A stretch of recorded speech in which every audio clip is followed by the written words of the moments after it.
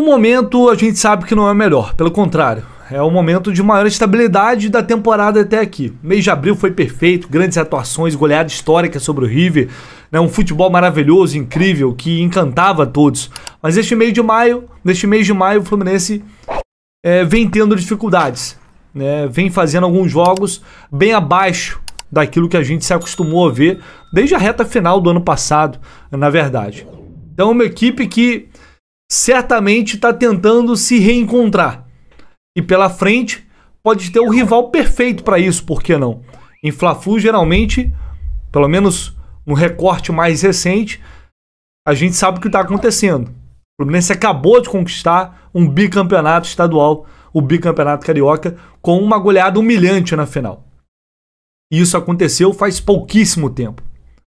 Mas muitos vão dizer, pô, Lessa, o Flamengo anulou o Fluminense no primeiro jogo. Quem te garante que isso não vai acontecer de novo agora? Ninguém me garante. É impossível você garantir qualquer coisa. É impossível você fazer um prognóstico de qualquer coisa em relação a um jogo desse tamanho, a um confronto desse tamanho, por tudo que está envolvido nisso. Na final do Campeonato Carioca, era um recorte completamente diferente de agora. As duas equipes chegam para esse jogo em baixa. Na final do Campeonato Carioca, o Fluminense estava em grande fase. O Flamengo, pelo contrário, estava mal. Então, lá na final, o Fluminense, para mim, era o favorito. E esse favoritismo, depois que perdeu o primeiro jogo de 2-0, né, veio um monte de gente, um monte de comentário, que é um absurdo, não tem favorito, num jogo desse tamanho, não tem favorito em clássico. Pois é, deu no que deu no segundo jogo da final. Agora é diferente. Agora, realmente, eu acho que eu não consigo enxergar favoritismo, mas eu consigo enxergar um Fluminense forte o suficiente para sair de campo classificado logo mais no Maracanã. Por quê? Você pode perguntar. Por que você acha que isso... Bom, primeiro que o primeiro tempo contra o Corinthians me empolgou. Me fez ver que talvez esse Fluminense vai voltar. Talvez ele já tenha voltado, apesar do segundo tempo ter sido ruim e apesar da derrota. A questão é, o Fluminense realmente jogou muito bem ou foi o Corinthians que se acovardou lá atrás e não quis jogar? Talvez vamos tirar a prova no jogo de hoje. O Flamengo vai fazer a mesma marcação e vai ter sucesso? Vocês acham que o Diniz não está estudando e não estudou exaustivamente uma maneira de sair dessa marcação que o Flamengo apresentou no primeiro jogo e teve êxito? E mereceu fazer gols, inclusive, naquela partida. Né? Tirando aqui a questão de Daronco. É claro que o Diniz está se esforçando para... É claro que ele está fazendo de tudo e elaborando estratégias para sair dessa marcação. Por isso eu acho difícil que o cenário daquele primeiro jogo se repita exatamente da mesma forma nesse segundo jogo. O Flamengo está internamente num momento extremamente turbulento, né? Racha no elenco, satisfação com o treinador mais uma vez. As notícias são muito ruins por lá. Então isso pode também ter um efeito positivo em favor do Fluminense ou negativo. Os caras podem querer se unir e mostrar, não, olha só como vamos dar uma resposta aqui para mostrar para eles como que a gente é unido, que a gente vai atrás. Pode acontecer de tudo. Então é uma partida em que técnica e taticamente é difícil você cravar o que vai acontecer, mas uma coisa é extremamente importante, é extremamente relevante e é inegociável. O Fluminense não pode correr menos que o Flamengo. O Fluminense, isso aconteceu no primeiro jogo, isso aconteceu no jogo contra o Botafogo, mas dessa vez o Fluminense não pode correr menos que o Flamengo. É fundamental isso. A entrega para os companheiros, a raça, a vontade, a disposição de brigar por cada bola como se fosse a última da vida de cada um. Isso não pode mudar. Por mais que tecnicamente não esteja tão bem, por mais que taticamente não saia tudo como planejado, mas a raça, a vontade tem que ir para cima dos caras com tudo. Eles não podem sentir a vontade em nenhum momento desse jogo. Esse é o principal caminho, é o primeiro passo para o Fluminense sair de logo mais de uma vitória do Maracanã. Acima de qualquer coisa, solidariedade, como o Diniz gosta de dizer. Eu acredito muito nisso. O recorte recente, ele diz, nesses últimos jogos, não só pela conquista do título, mas o Fluminense vem tendo uma superioridade. Nesses últimos 12 jogos, perdeu apenas 3. Né? Venceu 7 jogos. Então isso não é um mero acaso. É uma coisa que vem acontecendo constantemente. E, evidentemente, por méritos da equipe. Então vamos à provável escalação do Fluminense para o jogo desta quinta-feira, que eu sei que vocês estão ansiosos demais para saber se o Marcelo vai ou não para esse jogo. Todo mundo está ansioso, é claro, mas essa provável escalação é um oferecimento da Bet7k. Já foi lá na Bet7k conferir as cotações para esse jogo? A odd do Fluminense subiu, hein? Olha só, a Bet7k pagando 3,12 nessa vitória do Fluminense. Estão considerando o Flamengo favorito para esse segundo jogo. 3,12 na vitória do Fluminense, mas também tem outras dicas que eu tô vendo aqui agora. Empate ou vitória do Fluminense, 1,58. Empate ou vitória. Uma odd, para mim, bem interessante. E o empate anula a aposta, 2,18. Então vou deixar o link aqui no comentário fixado. Utilize esse link para você ganhar bônus de até R$7.000 exclusivos aqui do canal, lá na Bet7k. E também faça mais uma promoção, sorteando mais uma banca lá na Bet7k para vocês. É só fazer um depósito mínimo de R$10. Só R$10 depositou, eu vou deixar meu e-mail aqui, manda para o meu e-mail comprovante, você vai concorrer a essa banca na Bet7k. Esse Fla-Flu é imperdível, é a chance de você curtir uma vitória do Flu, ainda botar uma graninha no bolso para comemorar logo mais. Então, claro, a principal dúvida para o jogo de hoje é a presença ou não do Marcelo. Eu tentei confirmar se o Marcelo estaria relacionado ou não para esse jogo, não consegui confirmar de fato, né, para ter certeza, passar para vocês. Então talvez você esteja assistindo esse vídeo aqui depois da divulgação da lista dos relacionados. Para quem está assistindo antes, a gente tem que falar numa possibilidade, né, nessa dúvida que é a presença do Marcelo. Reafirmo o que eu trouxe para vocês aqui ontem, o Marcelo está recuperado da dores na panturrilha, mas estar recuperado é diferente de estar pronto para jogar. Por isso eu falei que o treino de ontem seria fundamental para a presença dele ou não. Né? E ele não treinou ontem. Não treinou na mesma intensidade que os demais companheiros. Então, por isso, depois de um momento de bastante otimismo e ouvindo outras pessoas, há um certo pessimismo em relação à presença dele como titular, pelo menos. Pode ser que ele seja relacionado e fique no banco, já que ele está bem. Mas é uma decisão que cabe à comissão técnica. Por quê? Há uma preocupação muito grande com essa situação do Marcelo, né, para que ele não volte a sentir novamente esse problema. Então, entre antecipar um retorno e colocar em risco novamente o Marcelo, pensando em Libertadores, se o Fluminense avançar pensando na Copa do Brasil, é melhor segurar um pouco, por mais que ele esteja bem, por mais que ele queira jogar, é melhor segurar um pouco até que ele esteja, de fato, 100% recuperado e bem fisicamente para entrar em campo. E eu concordo com essa decisão. Tá? Se realmente é isso, e aparentemente pelo que eu tenho de informação, eu concordo. Então a gente vai ter que aguardar para saber sobre a presença ou não do Marcelo, que é a principal dúvida. No mais, é o Manuel entrando no lugar do Felipe Melo, o que não é surpresa. O Felipe Melo está suspenso. E aí Martinelli e Lima mantidos no time, basicamente o time que enfrentou o Corinthians. Né? A gente vai ter que esperar para saber, mas o Fluminense deve ir a campo com Fábio, Samuel Xavier, Felipe Melo e Manuel, com Marcelo ou Guga na lateral esquerda. Se o Marcelo não jogar, vai ser o Guga, André, Martinelli, Lima e Ganso, John Arias e Germancano. Esse é o Fluminense que provavelmente terá esse desafio de enfrentar um Flamengo que vai tentar repetir a estratégia. Mas eu tenho certeza que esse time ele tem capacidade de se reinventar, ele tem capacidade de se adaptar. Não deu certo no primeiro jogo, mas não tem nada que impeça que dê certo agora na segunda partida. Também não acredito muito que o Fluminense vai sair das suas características, não é esse o ponto.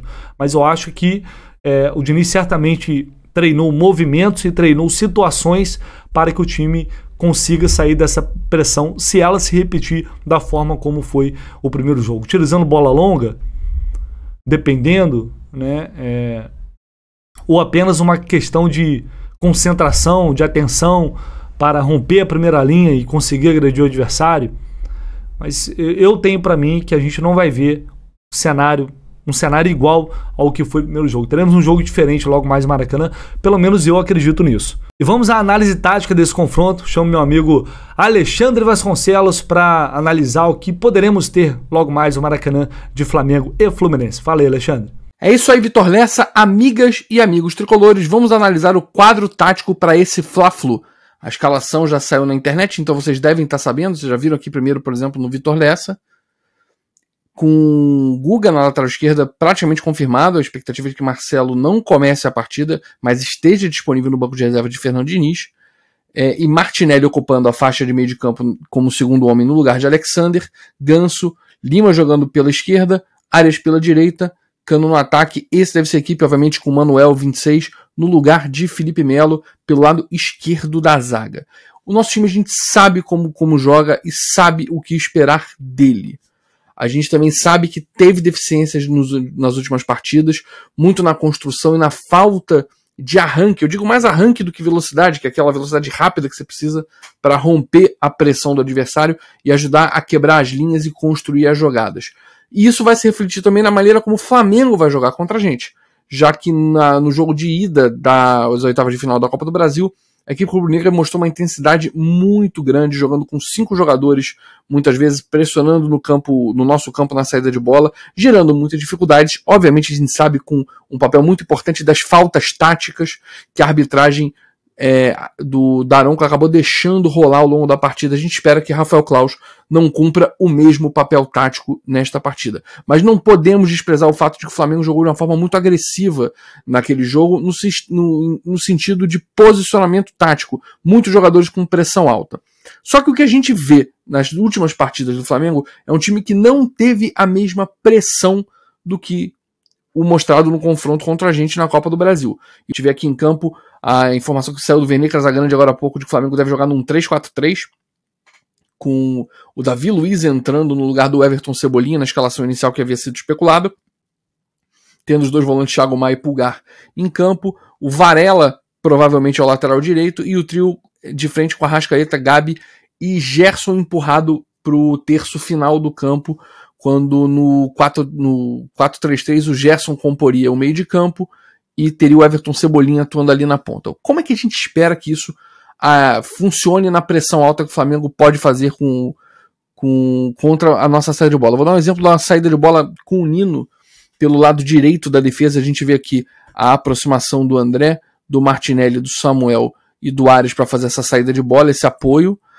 Com o Guga vindo aqui para uma posição de volante também para ajudar a reciclar caso a bola venha para cá, e o Ganso se aproximando, o Cano também sempre com essa tendência de se aproximar pelo lado direito. E a gente vê uma pressão especialmente em primeiro momento do Gabi e do Arrascaeta, com o Gerson se aproximando, o Ayrton Lucas puxando alto para fazer essa marcação e Thiago Maia e Pulgar acompanhando mais como volantes, mas ainda assim no campo de ataque para tentar a segunda bola. E aqui é onde a gente sucumbiu na última partida, porque o Flamengo tinha um jogador a mais do que essa previsão aqui, fazendo a pressão, porque o Flamengo jogou num 4-3-3 com 5 jogadores pressionando em linha alta. Uma das alterações que o Sampaoli pode fazer, especuladas, e que daria um pouco mais de pressão nessa saída de bola ofensiva, mas desguarneceria a defesa, é voltar com o lateral Wesley para essa partida na lateral direita no lugar de Varela, que ele também na partida de ida pressionou muito alto no campo, e isso poderia dar essa vantagem no primeiro tempo de pressão da equipe rubro-negra. Outra possibilidade é, como a gente já falou, o Everton Cebolinha no lugar de um dos zagueiros, o que empurraria um pouco o Gerson ou para fora da pressão, ou deixaria o meio de campo desguarnecido do Flamengo caso a gente vencesse o primeiro bloco de pressão. Não acredito que é isso que vai acontecer. Eu acho que isso vai ficar como uma opção para o Sampaoli ao longo da partida. E caso o Fluminense avance do bloco, que é a grande dificuldade que a gente teve na partida de ida, mas que vai exigir muita qualidade técnica e capacidade de movimentação dessa equipe para poder conseguir isso, quando a gente vence essa pressão, eu já tirei o Gabigol e o Arrascaeta da tela para a gente ver que caso vença essa pressão, a estratégia do Flamengo acaba expondo o lado mais frágil, por exemplo, aqui, que é o lado esquerdo da defesa rubro-negra, que você vai ter o Ayrton Lucas aqui alto no campo, Thiago Maia mais próximo, o Pulgar já voltando para recompor, mas basicamente uma situação de até 7 jogadores do Fluminense para compor a ação ofensiva contra 4 jogadores do Flamengo à frente da linha da bola, com o Ayrton Lucas ainda fora de posição na lateral.